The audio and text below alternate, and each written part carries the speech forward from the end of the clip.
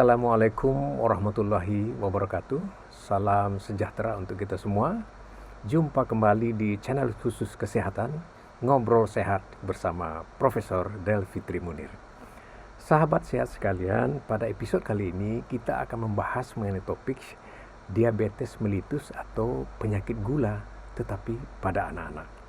Kita akan bahas topik ini bersama pakarnya Dr. Karina Sugih Arto, spesialis anak konsultan. Assalamualaikum Dr. Ririn. Waalaikumsalam Prof. Sehat Prof? Alhamdulillah. Alhamdulillah sehat ya. Prof. Dr. Ririn, ini kan banyak juga di tengah-tengah masyarakat kita ternyata anak-anak pun banyak juga menderita diabetes. Ini sebetulnya ini apa ini? Bagaimana nih diabetes pada anak dan apakah berbeda dengan diabetes pada orang dewasa? Silakan, Dr. Ririn. Oke, terima kasih sebelumnya, Prof. Nah, jadi awam sangat mengatakan bahwa sakit diabetes atau kita kenal dengan sakit gula ya, Prof, hanya kena pada sama orang tua, Prof. Yeah. Nah, itulah yang benar-benar awam sekali. Namun pada kenyataannya adalah anak-anak pun bisa terkena sakit gula. Nah, bahkan dari angka data mengatakan dalam 10 tahun terakhir ini kita meningkat 7 kali lipat, Prof, di mana seorang anak itu bisa menderita sakit gula. Nah, jadi apa sih sakit gula itu? Apakah berbeda dengan orang dewasa? Kalau kita bagi berdasarkan tipenya, ada tipe 1, ada tipe 2. Orang dewasa sering yang tipe 2. Apa sih, Dok, tipe 1, tipe 2? Kalau saya lebih mudahnya gini, Prof. Kalau tipe 1 ini pabrik penghasil dari si insulin yang untuk menetralkan gula darah kita itu, Prof, udah rusak, Prof. Udah rusak dari awalnya, namanya autoimun. Jadi tubuhnya sendiri yang merusak si pabriknya itu, Prof. 80% anak-anak yang menderita sakit gula disebabkan oleh yang tipe 1, Prof. Sedangkan yang dewasa adalah tipe 2. Tipe 2 itu gimana lagi, Dok? Tipe 2 itu lingkungan yang membentuknya. Ada hal-hal yang membentuk. Misalnya apa itu, Dok? Kegendutan, obesitas, ya Prof ya, atau ada penggunaan obat-obatan yang bisa mempengaruhi sakit gula. Nah, itulah kalau yang tipe 2. Yeah. Nah, balik lagi kalau yang tipe 1 ini. Aware kita apa jadinya, Dok? Autoimun apa lagi itu? Gimana caranya saya tahu anak saya kena diabetes atau sakit gula gitu ya, Prof ya. Nah, jadi tanda-tandanya itu, Prof, ada 3 ditambah 1. Nah, apa itu? Suka makan, Prof, suka minum, suka buang air kecil, berat badannya turun. Nah, kembali lagi terlalu awam dong, Dok. Namanya anak suka makan ya pasti suka minum, pasti suka buang air kecil. Yeah. Kemudian makan ya kembali lagi sesuatu hal yang berlebihan itu tidak baik ya, Prof. Jadi kalau suka makan itu bisa sehari sampai 4-5 kali, Prof. Nah, kemudian dilihat anaknya kok suka makan tapi kok makin lama berat badannya makin kurus. Harusnya kan tidak demikian. Tapi kembali lagi, awam selalu mengatakan kalau anaknya masih mau makan nggak apa-apa, Dok, ntar aja. Nah, kita mau memperbaiki yang awam-awam ini. Kembali lagi, kalau yang berlebihan itu tidak baik. Suka pipis gimana, Dok? Loh, suka pipis itu nggak wajar, Dok ya, Prof. Anak umur di atas 6 tahun masih ngompol. Kalau malam itu buang balik-balik ke kamar mandi itu bisa sampai 3 kali atau 2 kali, itu udah nggak benar, Prof. Jadi satu akademi pediatrik association mengatakan bahwa setiap tahunnya seorang anak itu wajib kontrol ke dokter anak. Pada keadaan sehat, iya Prof, pada keadaan sehat, sehingga kita bisa melakukan screening. Screening itu ini ya Prof ya, nggak ada keluhan tapi kita datang gitu ya Prof. Nah, kita tanya tuh. Nah, kira-kira itulah awalnya sakit gula pada anak ini, Prof. Baik. Ada tadi memang karena pola makan ya pada anak. Kemudian ada yang memang bawaan ya. Nah, bawaan ini seperti apa ini, Dokter? Apa memang apa faktor-faktor yang menyebabkan dia ada bakat seperti itu? Secara genetik ya. Betul. Jadi bahkan pertanyaan orang tua hingga saya nggak punya keturunan Iya, sakit gula loh iya. dok. Iya, kok anak saya bisa sakit gula. Nah itu yang kita sebut dengan penyakit autoimun, artinya tubuh baiknya sendiri yang menyerang dia secara genetik ya Prof. Jadi nggak bisa. Jadi kembali lagi kalau kita ngomongin genetik ya salah di ibu ya dok, salah di bapak ya, salah makan ya, salah, nggak ada yang salah Prof. Iya, iya. Gitu. Nah jadi saya selalu mengatakan ya kembali lagi ini autoimun, penyakit Iya. yang disebabkan oleh dari tubuhnya sendiri Iya, Prof. iya. Ya 85% itu anak-anak yang sakit gula adalah penyebabnya autoimun. Iya. Jadi artinya saya sendiri nggak bisa mendetek Prof. Anak ibu nanti kenaknya di usia 1 tahun ya, atau 2 tahun ya, atau 8 tahun ya. Pasien saya yang terkecil saya punya di usia 3 bulan Prof. 3 bulan sudah terdetek dengan sakit gula. Nah seperti itu Prof. Jadi dengan demikian memang sudah bawaan dia membawa sudah ada kelainan bawaannya. itu. Nah, iya. Dengan sudah ada membawa kelainan itu dari lahir, apakah ini bisa kita tekan gejalanya muncul dengan cara merubah pola makan? Gitu? Berubah pola makan tentu menjadi satu hal yang paling harus sekarang ini, karena benar meningkat dalam 10 tahun 7 kali lipat itu angka yang sangat besar sekali. Dan beberapa hal karena tidak aware, maka dia datang dalam keadaan kegawat daruratan. Nah, jadi bagaimana cara menekannya? Betul, sekarang pola makan ini kan sudah terlalu mudah ya Prof. Mudah, instan, cepat gitu ya Prof. Makanan cepat saji banyak, kemudian langsung diantar dengan online yang jadi sangat mempengaruhi Prof. Jadi kalau berdasarkan ininya teorinya tetap mengatakan no added sugar, tidak ada tambahan gula Prof. Loh jadi nggak makan gula sekalipun dok, loh jangan salah, di nasi kan udah ada gula Prof. Iya, di sayuran pun juga sudah ada fruktosa, sudah ada gulanya juga gitu. Nah jadi kebiasaan lah Prof, kebiasaan yang membuat anak saya harus kalau makan minumnya teh manis. Nah itu kan kita sendiri yang membentuk kebiasaan seperti itu, gitu Prof. Iya, ini apalagi ini minuman-minuman yang sudah jadi ya gitu, yang penuh gulanya sangat banyak dan itu menjadi tren pula. Jadi satu botol itu Prof, airnya itu cuma segini Prof. Iya. Sisanya gula Prof. Gula semua ya. Nah, betul. Artinya walaupun dia punya bakat ya, tetapi dengan pola ini bisa ditekan bahkan bisa ditunda gitu ya, sehingga pada anak-anak tidak muncul deh ya. Iya. Oke, baik. Nah, kata-kata tunda ya, karena bisa jadi ketahuannya 8 tahun, 10 tahun, 15 tahun. Benar. Artinya, walaupun berbakat dia, bisa kita tekan. Nah, sekarang tidak berbakat apa-apa, tetapi karena pola makan bisa terjadi. Ini bagaimana kok bisa terjadi? Betul. Nah, itu yang tadi saya sebutkan dengan yang tipe 2-nya. Artinya pabriknya masih menghasilkan, masih oke nih. Beda dengan si tipe 1 yang pabriknya memang udah rusak. Nah, yang tipe 2 ini membuat resistensi insulin. Kata-katanya mungkin insulinnya jadi kebal, tidak mengeluarkan insulin untuk sementara waktu. Karena proses dari salah satunya adalah kegemukan. Nah, jadi si insulinnya tidak bisa mengeluarkan dengan baik, mulailah tercetus kadar gula darah yang tinggi.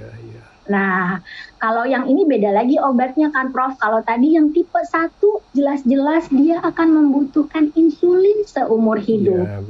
Nah, jadi dok anak saya disuntik seumur hidup. Kalau yang tipe 1 kebanyakan udah nangis bombay dulu.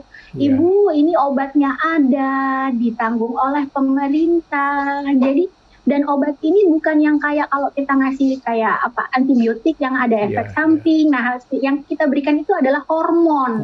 Jadi tidak ada sampai sekarang ini kita belum menemukan efek dari pemberian insulin gitu ya, Prof. Tapi ibunya udah ketakutan sendiri disuntik seumur hidup kalau yang tipe 1.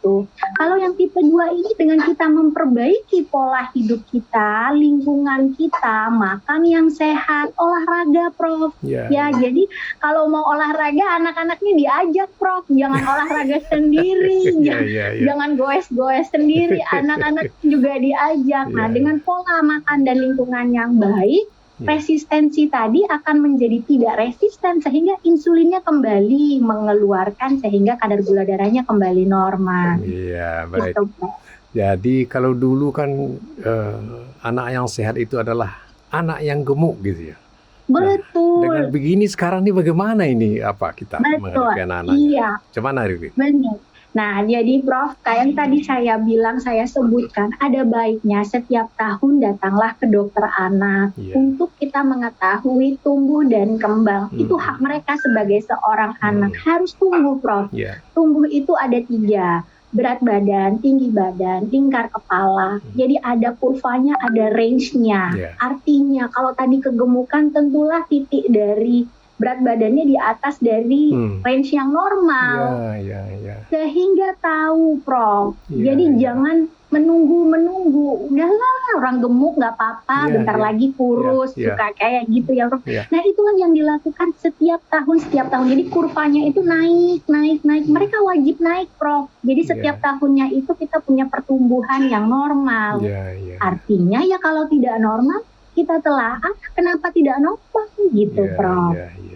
Jadi mindsetnya lagi, Prof. Jangan ke dokter cuman pada saat sakit. Kalau dokter anak siap sedia gitu. Harus pada saat sehat ke dokter anak, Prof. Benar. Nah, ini kan berarti bisalah kita bilang ya. Jadi anak yang gemuk itu belum tentu sehat ya, Dr. Rina? Belum tentu sehat.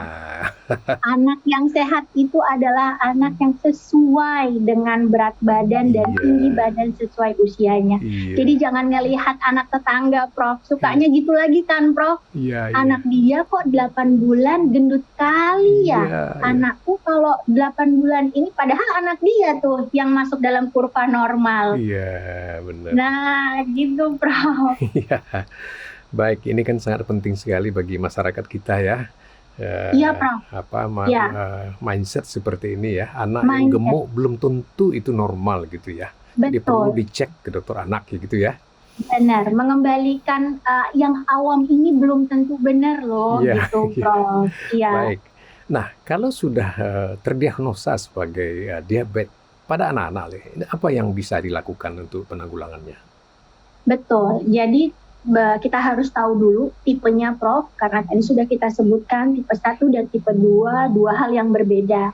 Satu pabriknya rusak, satu pabriknya masih ada dan masih berfungsi. Kalau yang tipe 1 ini ada 5 tata laksananya. Jadi artinya apa? Bukan selalu mikirin kasih suntik insulin, bukan itu aja, Prof. Selain insulin, pola makan yang benar, harus ada olahraga dan teredukasi. Artinya edukasi itu mulai dari komplikasi ya, Prof. Komplikasi itu apa nantinya gimana? Serta self monitoring dia. Artinya apa? Dia harus tahu kadar gula darah dia berapa sehari-hari. Jadi kalau ngebayanginnya memang susah, Prof. Masa sih anak, kayak saya punya pasien usia 8 tahun ya, Prof. Ibunya seorang buruh pabrik yang nggak bisa baca, nggak bisa nulis, Prof. Bapaknya adalah seorang nelayan yang nggak pulang-pulang. Saya hanya mengajarkan kepada anak usia 8 tahun itu cara suntik, dosis, semua saya ajarin hanya pada anak umur 8 tahun ini, Prof. Jadi kalau dipikirkan, memang bisa, Dok, memang mungkin, Dok. Kenyataannya itu di lapangan, Prof. Semua memang udah ada jalannya dari Allah kali ya, Prof. Ngerasa 8 tahun nggak mungkin lah hitung-hitung insulin gitu. Ternyata berhasil, Prof. Kalau kita mengedukasi terus, berhasil insya Allah, Prof. Baik. Nah, jadi harus 5 hal itu. Nah, kalau sudah terjadi ya diabetes mellitus pada anak nih, ini komplikasi apa saja yang bisa terjadi pada anak tersebut? Betul. Komplikasi itu ada dua, Prof. Ada yang jangka pendek, ada yang jangka panjang. Kalau yang jangka pendek itu yang kita sebut dengan gula darah rendah, hipoglikemi, atau ketoasidosis diabetikum, hiperglikemi. Dua hal ini sangat mengancam nyawa, Prof. Sehingga kembali kita selalu mengingatkan kayak tadi lah, Prof, awareness-nya harus lebih tinggi, Prof. Jadi beberapa pasien datang ke rumah sakit dalam keadaan yang sudah dua komplikasi ini, Prof. Nah, kemudian yang jangka panjang gimana? Sudah diketahui dia dengan sakit gula. Apakah nanti mempengaruhi? Benar, Prof. Sama perjalanan penyakitnya pada dewasa. Akan mempengaruhi fungsi mata. Kok udah mulai anak nggak bisa ngelihat ke papan tulis. Terus paling kelihatan, Prof. Udah mulai rabun-rabun. Yang kedua akan mempengaruhi ginjal, akan mempengaruhi jantung. Hal-hal seperti itu kemungkinan bisa sama perjalanannya pada saat seperti pasien-pasien dewasa, Prof. Jadi apa yang kita lakukan lagi? Nah, itu dia, tetap kontrol gitu, tetap harus datang kontrol. Tapi satu hal mungkin yang akan saya sebutkan ya, Prof, bukan berarti anak dengan sakit gula itu nggak bisa ngapa-ngapain, Prof. Ya, anak sakit gula masih bisa jadi dokter, kayak Prof Del, bisa jadi kayak Prof Del juga, bisa jadi pilot, bisa jadi guru, apapun dia akan mampu laksana dengan kita perbaiki kadar gula darahnya, sesuai dengan kontrolnya, dia akan hidup optimal, Prof. Itulah yang kita inginkan. Iya. Jadi bukan berarti, udah deh kalau udah punya anak sakit gula nggak bakal bisa ngapa-ngapain. Enggak, Prof. Nggak gitu, Prof. Masih bisa ya berkarir Masih dan bisa, berpendidikan tinggi ya? Masih bisa. Sangat bisa. Sangat tidak ada pengaruhnya dengan hal-hal yang lain, Prof. Baik, lalu apa nih pesan-pesan Dr. Ririn ya kepada masyarakat kita ya, bagaimana supaya mencegahlah apakah itu tipe 1 atau tipe 2 terhadap anak-anaknya? Iya, jadi Bapak Ibu, kalau misalnya udah punya anak, maka anak mempunyai hak untuk hidup sehat, bukan sekedar hidup, tapi harus sehat. Maka yang kata-kata awam itu baiknya diklarifikasi lagi. Dengan cara apa? Ayo ke dokter. Dokter manapun, dokter umum, dokter anak, monggo.